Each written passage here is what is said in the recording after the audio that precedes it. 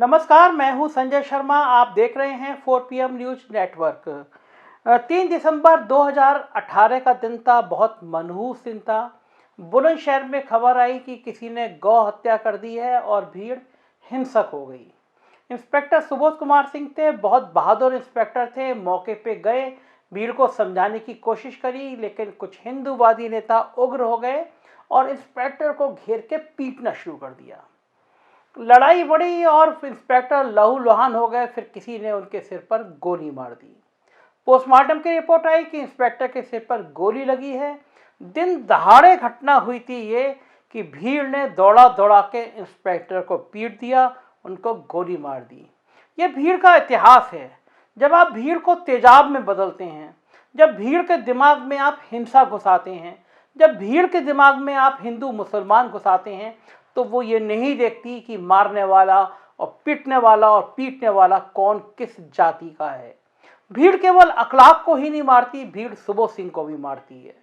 भीड़ किसी मासूम को नहीं मारती, भीड़ किसी पुलिस वाले को भी मारती है। लेकिन अफसोस कि जब ये अभियुक्त, बहुत हंगामा हुआ पूरे देश में, गिरफ्तार हुए, लेकिन कुछ ही समय बाद हाई कोर्ट ने जमानत दे दी। जब जेल से रिहा हुए तो बड़े से बड़े लोग उनको माला पहना के स्वागत करने को तैयार थे और बाद में उन्होंने भारतीय जनता पार्टी का पदाधिकारी भी बनाया। हंगामा हुआ तो हटाया। देखिए, बड़ा सवाल यह है कि आप जब दावा करते हैं कि हमारे इलाके में, हमारे समय में, हमारी सरकार में कहीं दंगा नहीं हुआ, तो बुलंदशहर में क्या सड़क पर यह नौटंकी हो रही थी? क्या कोई मजमा लगा था? क्या कोई तमाशा लगा था जिसमें लोग, हिंदूवादी नेता को कहने वाले लोग, एक वर्दी वाले इंस्पेक्टर को घूम घूम कर पीट रहे थे? जब तंत्र सड़ जाता है, जब तंत्र मर जाता है, जब तंत्र दम तोड़ता है, तो ऐसे नज़ारे आम होते हैं। किसी भी सड़क पे दिखते हैं और किसी भी चौराहे पर दिखते हैं। मरने वाला इंसान सुबोध सिंह हो सकता है, अखलाक होता है, संजय शर्मा हो सकता है, आप भी हो सकते हैं। जब आप भीड़ को हिंसा के लिए उकसाएंगे, भीड़ के दिमाग में आप हर समय हिंदू मुसलमान घुसाएंगे, जब भीड़ के दिमाग में आप हर समय तेजाब घुसाएंगे, तो हादसा मेरे, आपके, हमारे बच्चे, किसी के साथ भी हो सकता है। एक चैनल था, टीवी चैनल, इंडिया वॉच नाम था, उसने इस विषय पर डिबेट रखी। तब तक पुलिस के आला अफसर हत्या अभियुक्तों को बचा रहे थे। कई दिन हो गया था, वो घूम घूम के अपने वीडियो वायरल कर रहा था, अपने आप को बहुत हिंदूवादी होने का दंभ भर रहा था। उसको शर्म नहीं आ रही थी कि हिंदू धर्म में कहीं ये नहीं कहा गया है कि इस तरह हिंसा करो, दूसरे का अपमान करो, दूसरे के मजहब को मार दो और कहीं ना कहीं हिंसा के जरिए अपने धर्म को बचाने की बातें करो। ये नया हिंदू धर्म है, ये नया हिंदू इतिहास है, जिसको आजकल कुछ लोग पढ़ाने में लग गए हैं। एक टीवी चैनल है इंडिया वॉच, उसने इस विषय पर डिबेट रखी। उन्होंने तत्कालीन पूर्व डीजी सूर्य कुमार शुक्ला को बुलाया। ये वही डीजी थे जो जब एक बार उन्होंने डीजी रहते हुए एक राम मंदिर बनाने की सौगंध खाई थी। आजकल कोई नया मामला नहीं है। पुलिस वाले यही करते हैं कि वो वर्दी में होते हैं और वर्दी का इतिहास भूल के, वर्दी का एहसान भूल के, वर्दी का रुतबा भूल के कभी किसी भी नेता के चरणों में लौट जाते हैं। आज का ही मामला था, मैं आप थोड़ा विषय से हटेगा लेकिन बताना जरूरी है। अयोध्या के सांसद हैं, फैजाबाद के सांसद हैं, लल्लू सिंह नाम है, ठाकुर साहब है। आजकल यूपी में सिंह इच किंग बड़ा कॉमन हो गया है, कॉमन चलता है। उस इलाके में इंस्पेक्टर पहुंचे, अशोक सिंह, वो भी सिंह इच किंग थे। जनाब की जन विश्वास यात्रा में पता चला सांसद जी जा रहे हैं। भला इंस्पेक्टर साहब के अंदर का सिंह जागा और लगा कि बिरादरी का नेता है, सम्मान देना चाहिए। इंस्पेक्टर दौड़ते हुए अपनी गाड़ी से कूदे, कैप हाथ में ली और जाके सांसद के चरणों में लौट गए। और सांसद ने भी ऐसे पीठ थपथपाई जैसे आजकल हम देखते हैं कोई संत महंत या कोई बाबा पीठ पे हाथ मारता है कि बेटा खुश रहो। ये वर्दी का अपमान है, ये वर्दी का घोर अपमान है कि आप वर्दी में एक नेता के चरणों में झुकते हैं, वो आपकी पीठ पे थपथपाता है कि बेटा खुश रहो। देखिए ये वीडियो।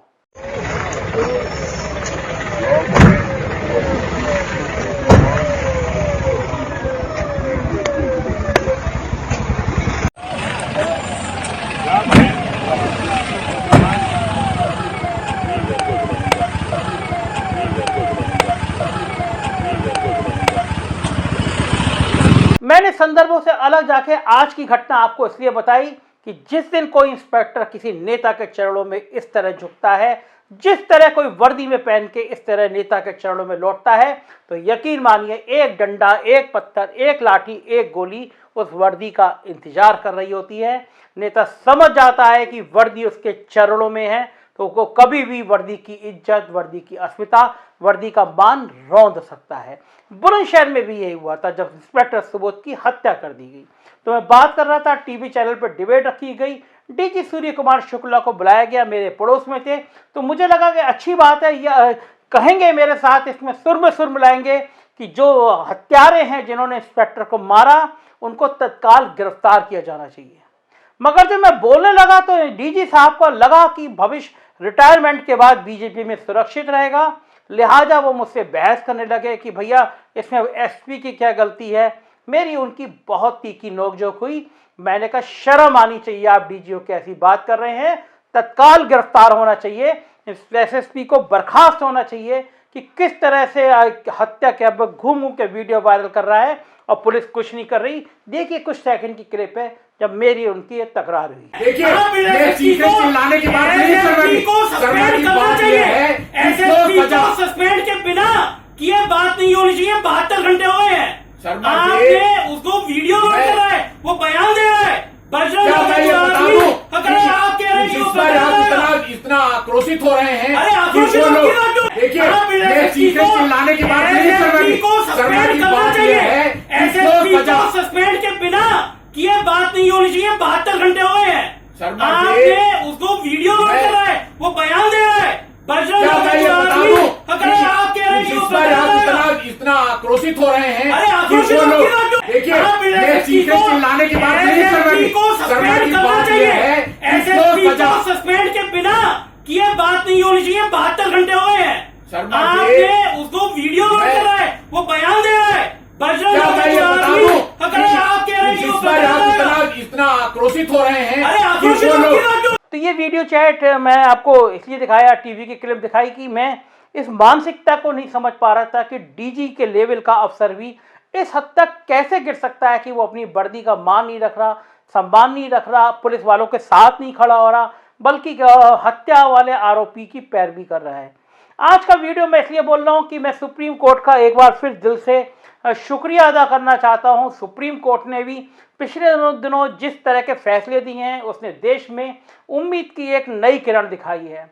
लखीमपुर कांड में भी कुछ नहीं होता अगर लखीमपुर का मामला सुप्रीम कोर्ट तक नहीं पहुंचता। लखीमपुर के मामले में सुप्रीम कोर्ट एक्टिव नहीं होता, एसआईटी नहीं बनती, और सुप्रीम कोर्ट का ही डांट का नतीजा है कि मंत्री पुत्र के खिलाफ आज चार्जशीट दाखिल कर दी गई, मंत्री के बेटे को मुख्य अभियुक्त बनाया गया। तो इस बुलंदशहर वाले मामले में भी सुप्रीम कोर्ट ने संज्ञान लिया है।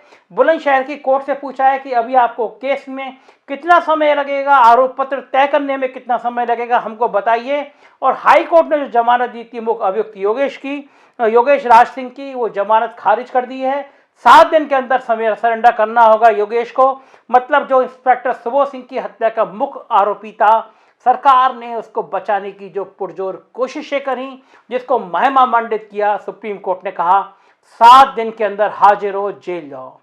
अब ये बात दीगर है कि जेल में उसको 5 स्टार की सुविधा दें आप, उसको संरक्षण दें आप, क्योंकि सरकार आपकी, हुकूमत आपकी। लेकिन बुलंदशहर की घटना ये बात साबित कर रही है कि मुख्यमंत्री झूठ बोल रहे थे कि उनके शहर के सरकार में कोई दंगा नहीं हुआ, कोई बलवा नहीं हुआ, कोई हंगामा नहीं हुआ। इस तरह की चीज़ें तमाम सामने आई जब बुलंदशहर की घटना ने पूरे उत्तर प्रदेश को हिला दिया था।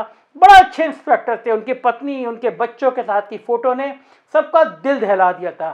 तो सुप्रीम कोर्ट के आज इस फैसले से फिर ये उम्मीद जगी है देश को कि कम से कम देश की बड़ी अदालत अब निष्पक्ष तरीके से काम कर रही है, ईमानदारी से संकेत दे रही है। और एक बार मैंने एक लाइन पढ़ी थी कि कानून वही होता है जो ना केवल कानून का राज स्थापित होता हुआ नजर आना भी चाहिए, कानून के फैसले वो होने चाहिए जो नजीर बने, और कानून ऐसा होना चाहिए, फैसले ऐसे होने चाहिए कि फैसले देने वाले को, फैसले सुनने वाले को भी एहसास हो कि अब फैसला हो रहा है, न्याय का फैसला हो रहा है।